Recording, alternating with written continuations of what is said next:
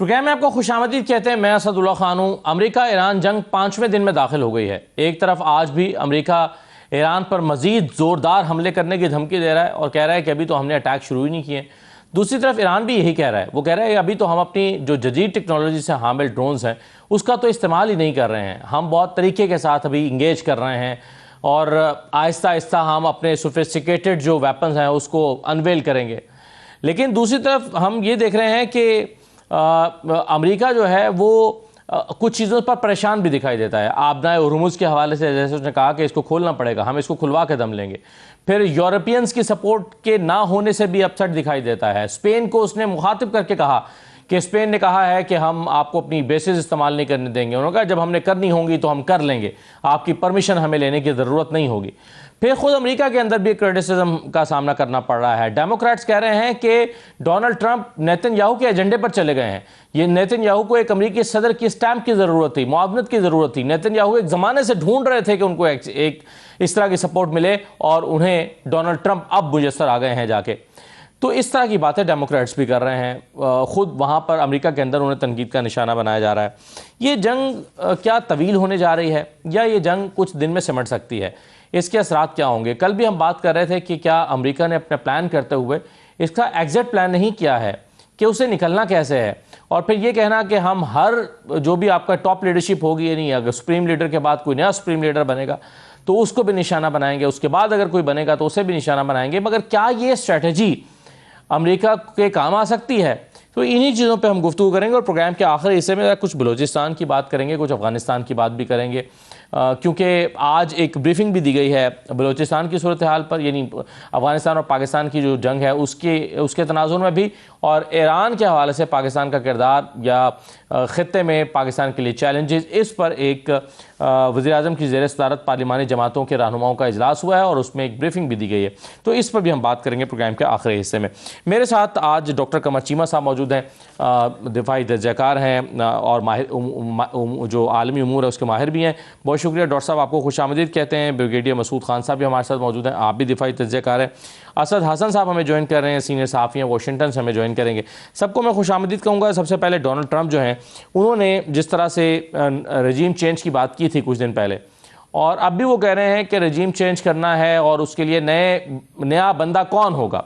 क्या रजीम चेंज के बाद कोई ऐसा शख्स दस्तयाब है जो इस्लामी इनकलाब का मुखालिफ हो, जो रज़ा शाह पहलवी की औलाद में से कोई हो? वो कहते हैं कि जी he is a nice guy, लेकिन हम कुछ और देख रहे हैं। तो क्या डोनाल्ड ट्रंप एक ऐसा शख्स तलाश कर रहे हैं जिसे मसनद इक़्तिदार पर बिठाना है, और क्या ये उनके लिए मुमकिन है? ब्रिगेडियर मसूद खान साहब, आप 5वां दिन है इस जंग को, आपको लग रहा है कि 5 दिन के बाद ईरान हथियार डालने के लिए तैयार है और वहाँ रजीम चेंज हो सकता है? बिल्कुल भी नहीं है, ऐसी कोई बात नहीं है। और देखें कि वो जिस तरीके से सिचुएशन अनफोल्ड हुई है, सो ईरान ने बज़ाहिर देखें कि they have absorb the attacks, initial attacks हुए और स्टिल एब्जॉर्बिंग जो अटैक्स कर रहे हैं, और स्टिल फर्मली वो देखें कि होल्डिंग इट्स पोजीशंस, वो भी उसमें मसला नहीं है। और इसके अलावा देखें उन्होंने एक सिग्नल भी दिया है कि ऑपरेशन को वाइडनिंग उन्होंने एक्सपेंड किया है। और आप देखें अब लेबनान की भी एंट्री हुई है, इसके साथ साथ एज फार एज साइप्रस इसमें शामिल हुआ है। और फिर एक ऐसी सिचुएशन ईरान क्रिएट कर रहा है कि रीजनल एक्टर्स या इंटरनेशनल प्लेयर्स जो हैं वो परफोर्स सामने आएंगे कि एक मेडिएशन करने के लिए। That is one thing.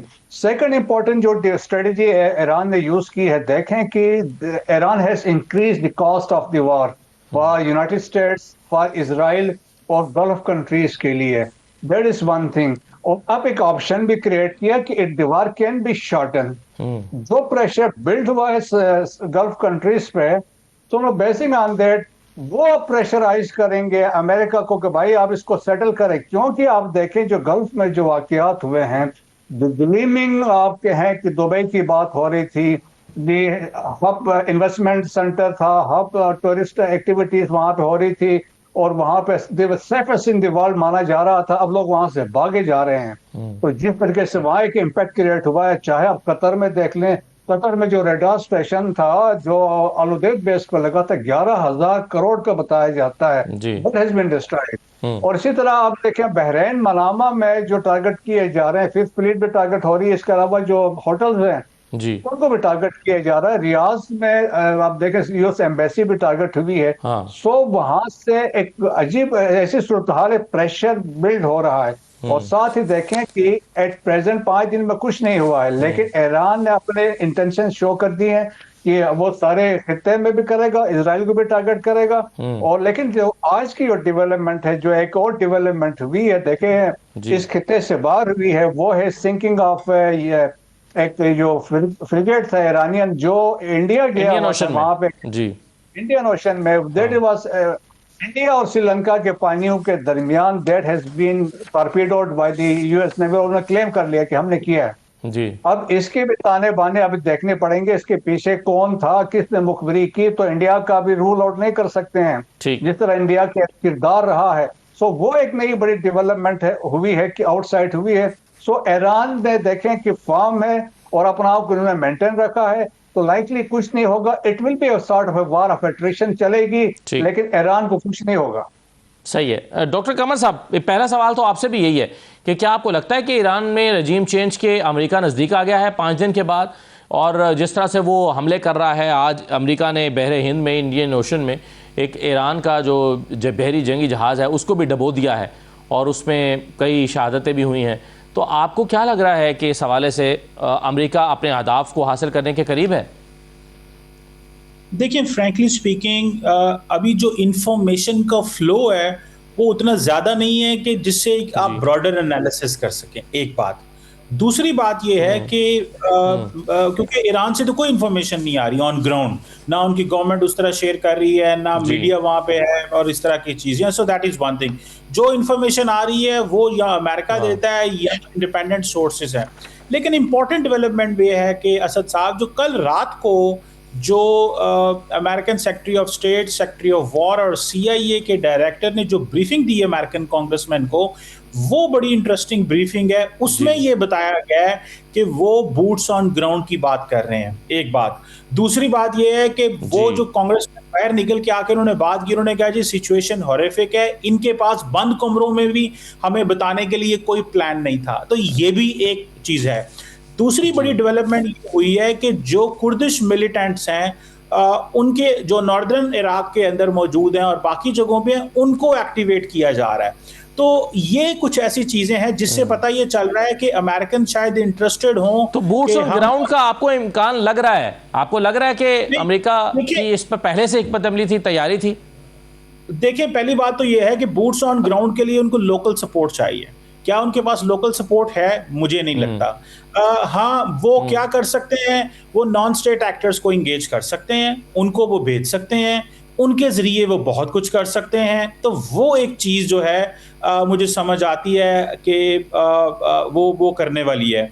अब उसमें for example non state actors किस हद तक कामयाब होते हैं? फॉर एग्जांपल इन्होंने जो पुलिस स्टेशंस पे हमले किए हैं उससे ये तासुर दिया लोकल लोगों को कि आप बाहर निकलें, आप स्टेट प्रॉपर्टीज पे कब्जा करें, आप टेक ओवर करें, आपको कोई रोकेगा नहीं। यानी कि पुलिस ने नॉर्मली आपको पता है रोकना होता है, लेकिन लोग बाहर नहीं आ रहे। और आपको पता है आज जो एक मुझे पता चली है कि आयतुल्लाह खामनाई की जो तदफीन है उसको लेट कर दिया गया है। उससे मुराद ये है कि लोग जो है ना वो इंतजार करें। ये एक सिंबॉलिक मूव है, एक बड़ी स्ट्रेटेजिक मूव है ईरान की तरफ से इस चीज में कि अभी तो आयतुल्लाह की तदफीन भी नहीं हुई और लोगों के ऊपर एक वो, जिसे आपको पता है हमारे मुआशरे में होता है ना डेट ब्लड, कि खून का कर्ज है हमारे ऊपर। तो आपको पता है उस माइंडसेट के साथ चीजें चलती हैं। तो मुझे लगता है कि ये वो तदफीन भी लेट कर दी गई है और बहुत सारी चीजें जो है वो लेट की जा रही हैं। तो लगता ये है कि मुश्किल काम है नॉन स्टेट एक्टर्स का मूव करना। वो आके लड़ेंगे ईरानी फोर्सेस के साथ और वो उस वक्त जब तमाम जो स्ट्रक्चर है उसको डिसेंट्रलाइज कर दिया गया है, तो थोड़ी मुश्किल चीजें हैं। अमेरिकन प्रेसिडेंट ने जो कहा था अगले दिन कि वी विल प्रीवेल, 2 दिन पहले उन्होंने कहा था, इट मींस कि उनको जो पहले रिस्पॉन्स आए हैं वो बड़े सख्त आए हैं, इसीलिए वो परेशान है। सो देखना यह है कि कौन, वो जिसे कहते हैं ना अंग्रेजी का मुहावरा है, हु विल ब्लिंक फर्स्ट, ये चीज चल रही है, लेकिन इन्फॉर्मेशन आनी चाहिए, हमारे पास इन्फॉर्मेशन सही। और इंटरनल क्रिटिसिज्म भी उनके ऊपर हम देख रहे हैं कि हो रहा है, इंटरनल क्रिटिसिज्म भी हो रहा है। असद हसन साहब, हम देख रहे हैं कि डेमोक्रेट्स जो हैं वो खास तौर पर तनकीद कर रहे हैं डोनाल्ड ट्रंप के ऊपर, ये मैटर कितना करते हैं? मसलन एक जो कॉरी बुकर डेमोक्रेट सेनेटर हैं, उन्होंने भी ट्रंप पे तनकीद की है। असद हसन साहब, कितना मैटर करता है ये क्रिटिसिज्म डोनाल्ड ट्रंप के ऊपर? बहुत शुक्रिया असद। अल्टीमेटली तो ये है कि मैटर तो करता है। इस वक्त एक थिन सी मेजॉरिटी डोनाल्ड ट्रंप को जरूर है दोनों हाउसेस के अंदर, और आज आपके इल्म में होगा कि सेनेट के अंदर इस पे रायशुमारी हो रही है कि क्या प्रेसिडेंट को एम्पावर किया जाए। बेसिकली जो वॉर पावर बिल है उनका, उसके ऊपर आज वहां पे गुफ्तगू होगी, और कल जो है हाउस ऑफ रिप्रेजेंटेटिव के अंदर इसके ऊपर बात होगी। और क्रिटिसिज्म ये है कि उन्होंने पहले हाउस को या कांग्रेस को एतमाद में नहीं लिया है, और उनकी बाकायदा ऑथराइजेशन चाहिए ऐसी किसी फुल स्केल वॉर के लिए। अब इसको डिफ्यूज कर रहे हैं रिपब्लिकन ये कहते हुए कि ये फुल स्केल वॉर नहीं है, ये तो हमारे और नौयत के हैं बेसिकली। और जैसे आपने अपने दाइये में कहा, डोनाल्ड ट्रंप ने भी परसों ये बात की कि अगर मैं उन्हें ना असैसिनेट करवाता तो इसका मतलब है कि वो मुझे आ लेते। तो वो ये भी बता रहे हैं कि ये दर हकीकत एक प्रीएम्प्टिव स्ट्राइक है, और हमारे पास इंफॉर्मेशन थी कि वो अमेरिकन सॉइल को अटैक कर सकते हैं। हमारे जो इंटरेस्ट हैं मशरिक वस्ता के अंदर, जो हमारी बेसिस हैं, वो उनको निशाना बना सकते हैं, हमारे इत्तेहादियों को निशाना बना सकते हैं। इसलिए हमने तो प्रीएम्प्टिव स्ट्राइक किया है। बाकी जो नेतन्याहू के साथ उनकी एक अलाइनमेंट है वो भी अंडर क्रिटिसिज्म जरूर है। और यहाँ पे ये कहा जा रहा है कि अमेरिका को बुनियादी तौर पर अपने मफाद वो पेश नजर रखने चाहिए।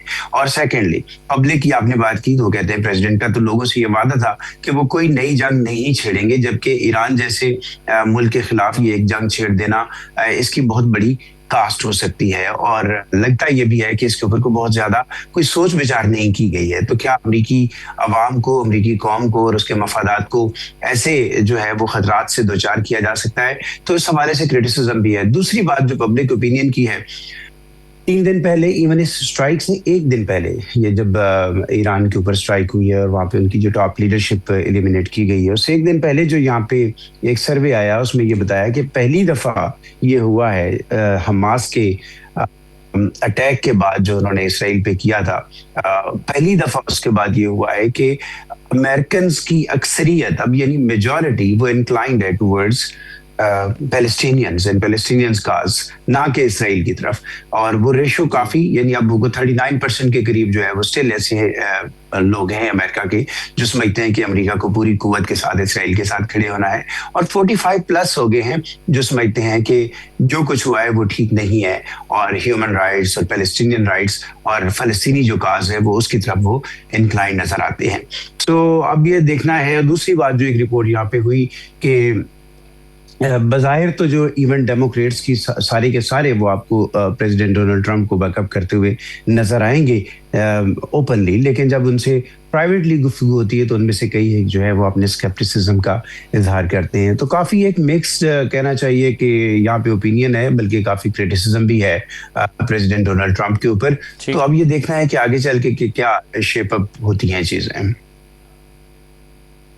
सही है, सही है। ब्रिगेड साहब, ये अमेरिका ने जो आबनाए हुर्मुज़ को खुलवाने का फ़ैसला किया, इससे दायरा एशिया, साउथ एशिया का काफ़ी सारे ममालिक मुतासर हो रहे थे ख़ास तौर पर, और ये जो ऑयल की तरसील है उसके हवाले से। लेकिन इसके साथ साथ जो गल्फ़ है वहाँ पर जो फूड सिक्योरिटी का भी प्रॉब्लम पैदा हो रहा था, क्योंकि वहाँ पर जो खुराक है, जैसे ख़ुद UAE की बात ही कर लें तो वहाँ पर भी खुराक बाहर से आती है। तो आपके ख्याल में ये फ़ैसला जो अनाउंस किया है डोनाल्ड ट्रंप ने अपनी एक ट्वीट की शक्ल में, वो क्या वो इम्प्लीमेंट उस पर कर सकेंगे, उसको अमली तौर पर मुमकिन बना पाएंगे? देखें, बड़ी इम्पोर्टेंस है स्ट्रेट ऑफ हॉर्मुज़ की। और देखें, दुनिया का 30% मिडिल ईस्ट का जो ऑयल यहाँ से गुजरता है, 17% ऑफ LNG है। खाली 83% LNG जो है कतर की यहाँ से है, सऊदी अरब का ऑयल यहाँ से है। अभी उन्होंने अल्टरनेटिव अरेंजमेंट भी किए हुए हैं। और फिर ऊपर से देखें कि बाकी ममालिक है, चाहे वो इराक है, कुवैत है, कतर है, सब इसी को यूज़ करते हैं। ईरान ने तो अभी चाइनीज़ को फैसिलिटेट किया, अलो किया था, लेकिन अभी उन्होंने फिजिकली उसको बंद किया था। लेकिन अब उनके पास एक ऑप्शन है, वो माइन करेगा इसको। जब माइंस होंगे तो it will have disasters consequence, फिर तो कोई जहाज गुजरेगा नहीं। उसके लिए भी प्रॉपरली अमेरिका ने एक अरेंजमेंट्स किया है माइन स्वीपर्स के, उनके जहन में वो मैंने कहीं पढ़ा कि वो प्लानिंग कर रहे हैं। अगर ये इस ऑप्शन पे चले जाते हैं तो होगा। बाकी आपकी बात बिल्कुल सही है कि इस तरह ऑलरेडी देखें कि मिडिल ईस्ट में या गल्फ कंट्रीज में इसके असरात नजर आ रहे हैं, और फिर देखें इसकी वजह से जब रिकावट हो रही, तेल के प्राइसेस ऑलरेडी 10% शूट कर गए हैं, एलएनजी के 50% शूट कर गए हैं, एलएनजी के यूरोप में स्पेशली। और फिर इसके बाद फार ईस्ट एशिया में देखें डिपेंडेंस यहाँ पे थी, चाहे वो चाइना है, जापान है, साउथ कोरिया है और इंडिया है। देखें इंडिया के ऑलमोस्ट 75% ऑयल वो यहाँ से लेते थे, क्योंकि रशिया वाला भी उनको बंद कर दिया था, तो टोटल डिपेंडेंस यहाँ पे आई थी, तो वो एक बड़ा फैक्टर है। और फिर अभी इंडिया का फिर डबल रोल भी अभी नजर आया है, फिर ऊपर से उनका डिपेंडेंस यहाँ पे स्टैक्स भी हाई है, 38% रिमिटेंसेस भी इधर से जाती हैं, तो वो उनके लिए भी है।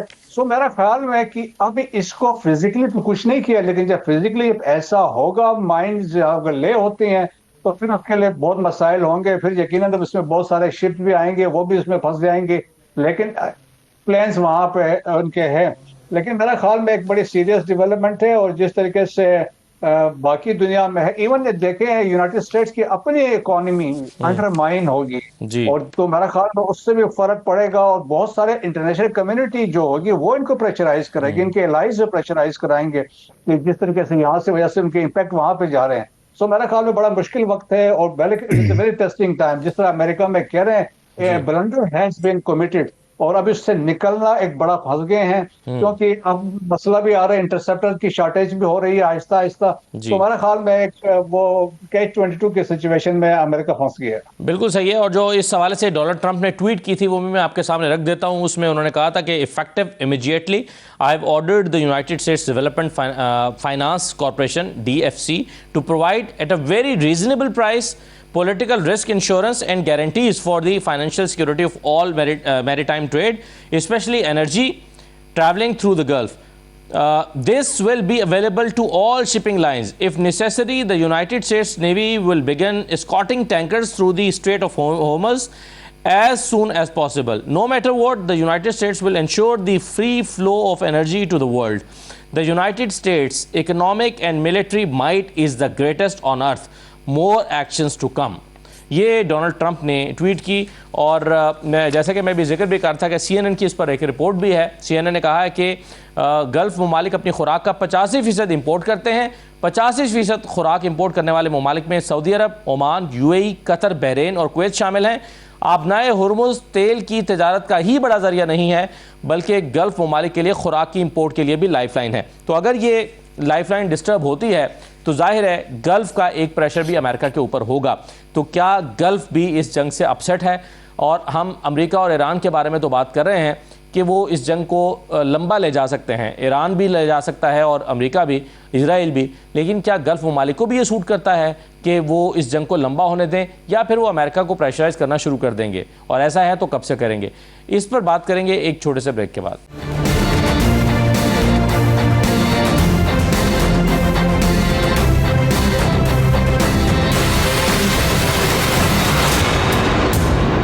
ब्रेक के बाद आपको दोबारा खुशामदीद कहते हैं। अब इसमें जो जैसे चीमा साहब मैं ब्रेक पर जाने से पहले बात कर रहा था कि एक प्रेशर जो है वो गल्फ का भी तो अमेरिका के ऊपर आ सकता है। चलिए उनको वहाँ पर क्रिटिसाइज़ किया जा रहा है उनके अपने लोगों की तरफ से या डेमोक्रेट्स की तरफ से। क्या आपके ख्याल में एक ऐसे सिनेरियो में जहाँ खुराक की कमी हो रही हो, जहाँ पर वो इनके इंटरसेप्टर्स जो हैं उसकी शॉर्टेज पैदा होने का खदशा हो गया हो, और अभी तो आज एक खबर हमने ये भी देखी है कि नेटो के फ़िज़ाई दिफा ने तुर्की के फ़िज़ाई हुदूद की तरफ आने वाली भी एक मिसाइल को तबाह कर दिया है। तो क्या गल्फ़ और बाकी कंट्रीज़ भी अफोर्ड करते हैं कि इस जंग का दायरा कार बड़ा हो? देखें, आपको पता है ईरान की स्ट्रैटेजी ये थी कि इस जंग की जो कॉस्ट ऑफ वॉर है वो अमेरिका के एलाइज के लिए बढ़ा दी जाए, जंग का स्कोप बढ़ा दिया जाए ताकि प्रेशर बिल्ड हो। और इस वक्त आपको पता है गल्फ के अंदर सबसे बड़ा मसला क्या बना हुआ है? गल्फ ये कह रहा है कि जनाब हमें डिसइंफॉर्मेशन मीडिया कैंपेन का सामना करना पड़ रहा है। वो फॉर एग्जांपल जब भी कोई फॉर एग्जांपल दुबई के अंदर या किसी और जगह शहर के ऊपर गोला गिरता है तो लोग पता है वीडियोस बनाते हैं, वीडियोस बना के शेयर करते हैं।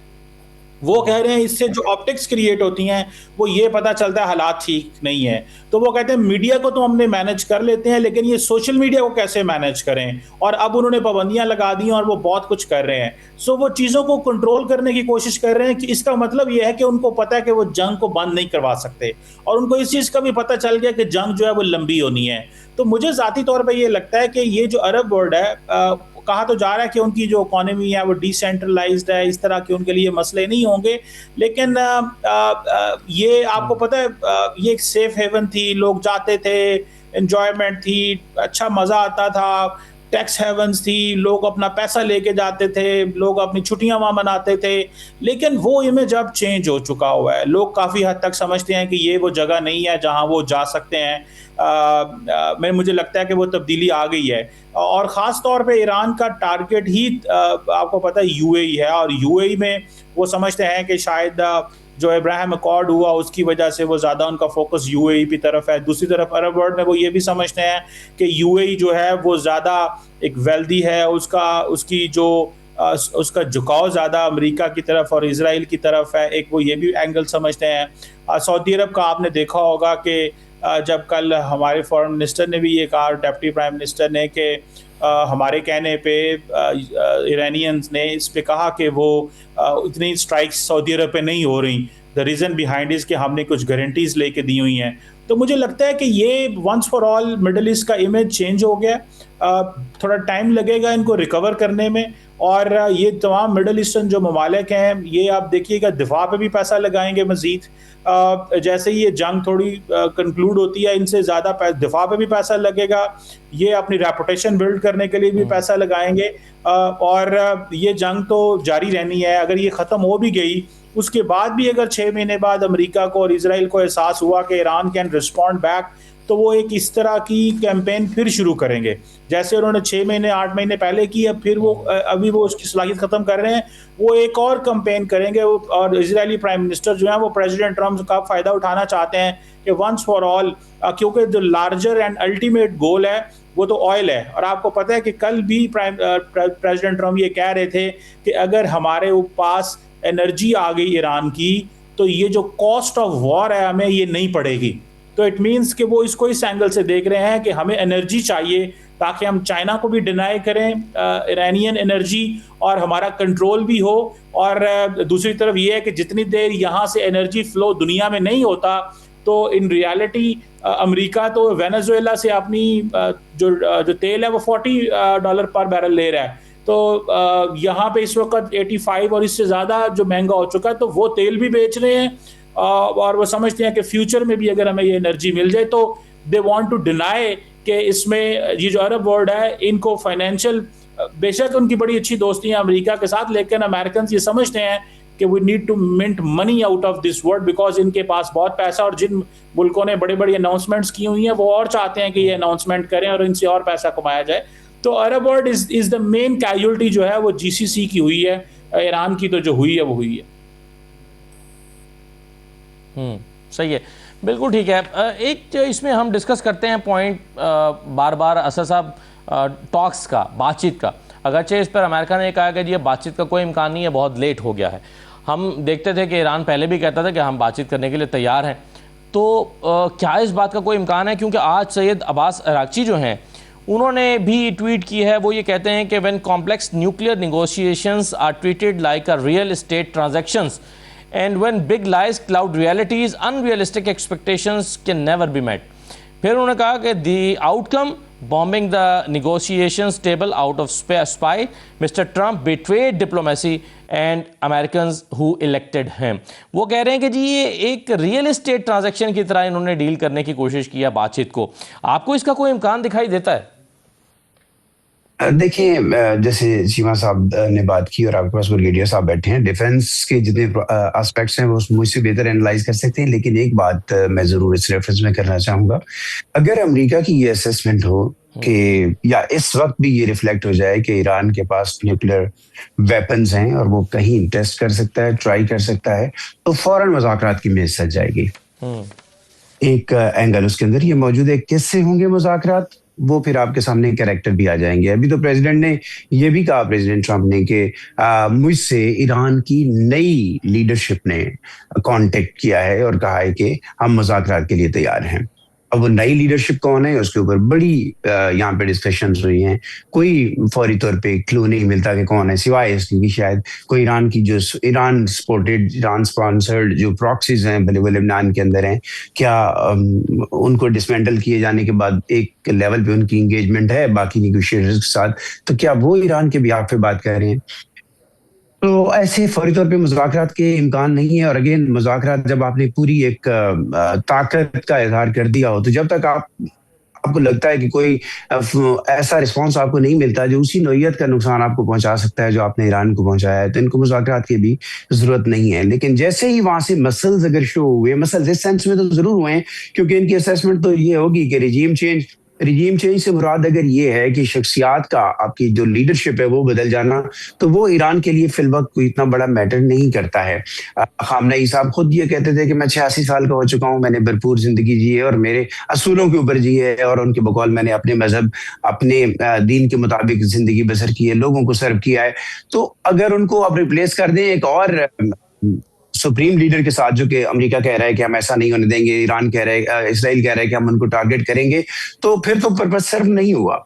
तो मतलब ये है कि अगर सिस्टम आप तब्दील करते हैं वहां पे, आप कोई एक सो कॉल्ड डेमोक्रेटिक सिस्टम वहां पे ले आते हैं, आपको अशरफ गनी साहब जैसे अफगानिस्तान में थे, कारज़ई साहब जैसे लीडर्स वहां पे कोई मिल जाते हैं, और आप उनकी मदद से एक रीशेप करते हैं सोसाइटी को, फिर तो हम कह सकते हैं कि चलो इसराइल की, अमेरिका की एक सक्सेस है।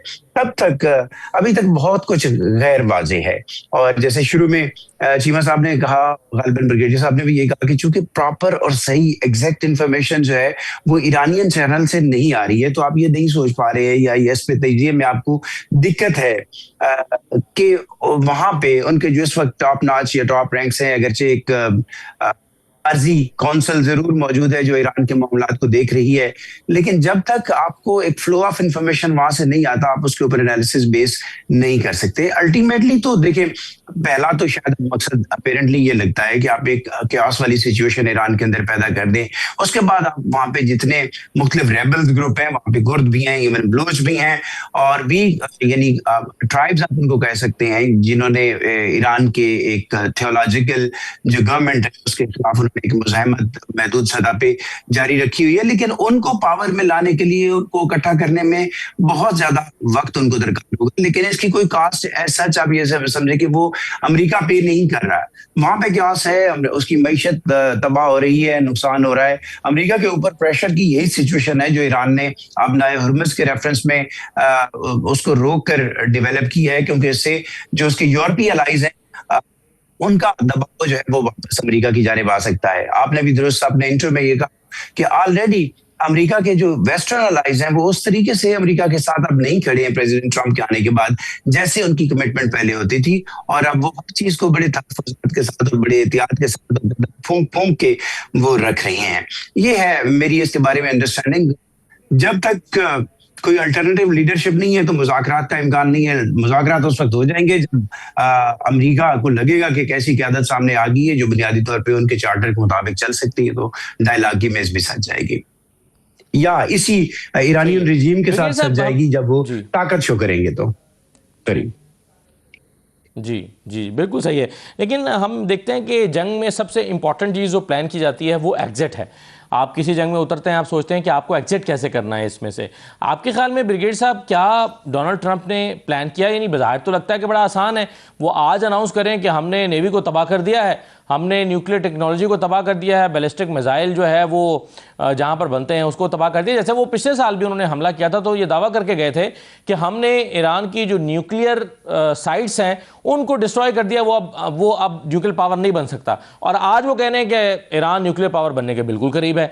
तो चाहने को तो वो एक स्टेटमेंट देके एग्जिट कर सकते हैं, लेकिन क्या वाकई वो सेटिस्फैक्टरी हो सकता है या उनके पास वाकई कोई एग्जिट का रास्ता है? अभी लाइकली है, this is one of the options. वो कह सकते हैं आफ्टर सम टाइम कि जी हमने अपने टारगेट्स जो थे हमने वो अचीव कर लिए हैं। जो मिलिट्री ऑब्जेक्टिव से पॉलिटिकल तो नहीं कर सके, अगर वो रेजिम चेंज करना चाह रहे थे, बाकी वो क्लेम कर सकता है और फिर वो अपने विक्ट्री डिक्लेयर करके साइड पे हो सकता है। This is one option. लेकिन जो है कि अभी सवाल ये भी पैदा होता है, who could be the delicacy of Iran. जिस तरह वेनेजुएला में डेलेसी थी, वो टेक ओवर कर गई थी और वो पीछे से वो मिली हुई थी, वो इस तरह के बंदे ढूंढ रहे थे। तो ईरान के अंदर से देखें कि जो भी रिप्लेसमेंट होगी वो ईरान के अपने सिस्टम में से होगी और फिर IRGC से होगी। तो देखें कि जो कंसेप्ट है रेवोल्यूशन का, वो दैट इज डीपली इंट्रेंच। कोई भी आएगा वो इससे भी ज्यादा हार्ड लाइनर होगा और वो ही विल परस्यू न्यूक्लियर, इसकी तरफ वो जाएगा। और फिर देखें कि एक और कंसेप्ट जो अमेरिकन के जहन में है कि they want to continue with a sustain air campaign, या आप कहें sort of a war of attrition, इतना नुकसान पहुंचाए उसके बाद कहें कि फिर आए टेबल पर बैठते हैं। अब वो कहेंगे एक कंकर जो एक विक्टर के तौर पे, या एक वैंकविच करके जिसको आपने शिकस्त दी, टेबल पर बैठ के आप कहेंगे ये डिक्टेट हम करते हैं, ये आप चीजें, आप बैलिस्टिक से भी निकल जाएं और न्यूक्लियर से भी निकल जाए, आप we will not be any no more threat to Israel, जो ईरान के लिए मुश्किल होगा, ईरान उसको कबूल नहीं करेगा। सो मेरे ख्याल में एक एग्जिट स्ट्रेटेजी इसकी यही होगी दरमियान में। लेकिन इजराइल की कभी ये ख्वाहिश नहीं होगी इस स्टेज पे अगर अमेरिका निकलता है तो ईरान के लिए तो बहुत मुश्किलात है। और सिमिलरली देखें जो कंसेप्ट था, जो आपने जो पर्शियन गल्फ कंट्रीज का या GCC कंट्रीज का, तो उनका तो नुकसान हो गया है, और जो उन्होंने कुछ कमाया समाया था वो दैट इज गॉन। तो मेरे ख्याल में उनके लिए बड़ी मुश्किलात पैदा हुई हैं। और मेरे ख्याल में और जिस तरह मुश्किलात में जो हैं, जो इवन देखें ना कि जो एक ये शाहिद 136 जब हवा में हो जाता है and the buzzing sound of that, इसका इतना साइकोलॉजिकल इम्पैक्ट है। और अभी तो ये बताया जा रहा है कि वो जो रडार स्टेशन अल-उदैद में जो डिस्ट्रॉय हुआ है वो शाहिद 136 ड्रोन के जरिए किया है। So that is the capability. और फिर अमेरिकन खुद कहते हैं जो ट्रम्प कार्ड है उनके पास, ईरान के पास, वो मिसाइल्स और इनके ड्रोन है। और मार्को रूबियो ने खुद कहा कि monthly they can produce 100 missiles. तो ड्रोन्स तो उनके पास हजारों के हिसाब से, तो दे हैव द कैपेबिलिटी, सारा कुछ है। और मेरा ख्याल they will never give in, और मुश्किलात होंगी इनके लिए। So therefore this is the exit policy. दरमियान में after some time, maybe 4 weeks के बाद वो कहते हैं कि हमने अपने ऑब्जेक्टिव्स अचीव कर लिए और हम निकल रहे हैं। सही है। अभी वेस्टर्न अलाइज की बात हो रही थी, डॉक्टर चीमा साहब, कैनेडियन वज़ीर आज़म, उन्होंने भी इस पर तनकीद की। उन्होंने कहा कि जी ना आपने अक़वाम मुत्तहिदा से पूछा, ना आपने अपने अलाइज से पूछा, मशवरा किसी से नहीं किया और आप एक जंग में उतर गए। और स्पेन के हवाले से तो डोनाल्ड ट्रंप ने खुद कहा कि उन्होंने हमें बेसिस देने से मना किया है, मगर जब हमने इस्तेमाल करनी होगी तो हम कर लेंगे, हमें आपसे पूछना थोड़ा ही है। तो स्पेन को भी रगड़ दिया है डोनाल्ड ट्रंप ने। वो कहते हैं कि जी लोग अच्छे हैं लेकिन वहाँ की भी लीडरशिप अच्छी नहीं है, और हमें कोई ना बताया कि हमने क्या यूज़ करना और क्या यूज़ नहीं करना। ये एक तरफ डोनाल्ड ट्रंप का ये टेम्परामेंट है या ये उनका अंदाज़ है, और दूसरी तरफ उनके ऊपर क्रिटिसिज्म भी हो रहा है। तो ये अलाइज की सूरत हाल या यूरोप जो है वो एक अलग तरह से खड़ा हुआ है। चीमा साहब, इसको कैसे देख रहे हैं? देखें, ये बहुत बड़ा एक सेटबैक है प्रेसिडेंट ट्रंप को। वो सेटबैक किस तरह है, और मज़े की बात ये है कि जिस दिन अमेरिका ने हमला किया तो उस दिन तो जो for example Canadian prime minister जो है वो सपोर्ट कर रहे थे, लेकिन अभी उन्होंने कहा जी कि this is breakdown of international order. और मज़े की बात यह है कि जो पेड्रो सैंचेज हैं, जो कि स्पेन के प्राइम मिनिस्टर हैं, उन्होंने भी बड़ी क्लियर पोजीशन ली है कि हम इंटरनेशनल लॉ के साथ हैं। बरतानिया पीछे हट गया, आप इमेजिन करें, नॉर्वे, बहुत सारे और मुल्क जो हैं वो समझते हैं कि ये इंटरनेशनल लॉ को बहुत ज़्यादा नुकसान हुआ है। सो मुझे ऐसे लगता है कि अमेरिका का विदाउट एलाइज जाना, देखिए अमेरिकन प्रेसिडेंट की जो डिसीजन मेकिंग होती है, या तो वो जंग में जाते हैं, they have banking of the UN international conventions, या अमेरिका को एज ए डिफेंसिव जाना पड़े, उसके ऊपर हमला हो जाए उसकी टेरिटरी पे, तो वो डिक्लेयर कर सकता है war, and normally they don't need to consult the Congress. इस केस में ना उन्होंने एलाइज को कंसल्ट किया, और वो सिर्फ और सिर्फ नेतन्याहू के अगर असर में आ गए हैं, तो ये चीज़ें जो है वो समझ आ रही हैं कि उनके साथ कोई भी नहीं है। यूरोप आप देखें ना, उनका इम्पोर्टेंट इत्तेहादी है, इम्पोर्टेंट पार्टनर है, और अभी ट्रम्प साहब कह रहे हैं कि मैं इनके साथ कारोबार नहीं करूंगा, हमारे लोग वो हॉलीडेज मनाने नहीं जाएंगे। तो ये मुझे लगता है कि आहिस्ता आहिस्ता ये सारे जो मुल्क हैं, आप देखें ना कि पहले ट्रम्प ने आते ही टैरिफ वॉर्स शुरू कर दी और तमाम दुनिया उससे मुतासर हुई, और ख़ास तौर पे यूरोपियन यूनियन जो दोस्त थे उन सब के साथ दोबारा इंगेज किया। तो वो जो टैरिफ वॉर थी उसको भी ये भूले नहीं। फिर दूसरा ये है कि यूरोप समझता है कि because of this war in Ukraine उनके पास एनर्जी नहीं है, उनकी इन्फ्लेशन हुई है, सोशल सिक्योरिटी मुतासर हुई है। फिर ट्रंप के आने के बाद आपको पता है नेटो ने 5% जो है वो कर दिया कि तमाम ममालिक जो नेटो के मेंबर हैं, पहले वो 2% दे रहे था, वो 5% देंगे, तो उनको वो पैसे को डाइवर्ट करना पड़ रहा है। तो ये उनसे पूछते भी नहीं है, उनके ऊपर टैरिफ भी लगा देते हैं, तो वो समझते हैं कि this is not how things will shape up the order. So मुझे लगता है कि इस तरह की सपोर्ट ना होना और अमेरिकी सदर का अकेले चीजें करना, it will definitely have a cost. अब वो कैसे इसको मैनेज करते हैं, अब बरतानवी वजीर आजम को भी कह रहे थे, कैनेडियन को भी धमकियां, तो मुश्किल है प्राइम मिनिस्टर प्रेसिडेंट ट्रंप के लिए। और ख़ास तौर पे फिर हर बंदा जो है अमेरिका के अंदर वो समझ रहा है कि जो जंग है वो अमेरिका के कंट्रोल में नहीं है। मतलब वो वहाँ पे गए तो हैं, अब वो कैसे बाहर निकलेंगे ये भी सवाल है। और कई लोग ये भी समझ रहे हैं कि ईरानियंस ये चाहते हैं कि अमेरिका जो है ना वो डिक्लेयर कर दे विक्ट्री और घर चला जाए, क्योंकि अगर उनको पता चला ट्रंप साहब को वो कोई ऐसे कोई रैशनल डिसीजन मेकिंग तो नहीं करते, अगर उनको पता चला है हमारे लिए मुश्किल होती जा रही है जंग, तो उन्होंने कह देना है कि जनाब हमने अपने मकासद अचीव कर लिए और अब हम आज से लेके इतने बजे से के बाद हम बॉम्बिंग नहीं करेंगे, तो बात खत्म। और फिर इस तरह की चीजें। सो मुझे लगता है कि ये एक मुश्किल फैसला है जहां पे आपके साथ एलाइज भी ना हो और इंटरनेशनल लॉ भी आपके साथ ना हो। राइट सर, बहुत शुक्रिया ब्रिगेडियर मसूद खान साहब, डॉक्टर कमर चीमा साहब, असद हसन साहब, बहुत शुक्रिया प्रोग्राम में शिरकत करने के लिए। इजाज़त दीजिए, अल्लाह हाफिज़।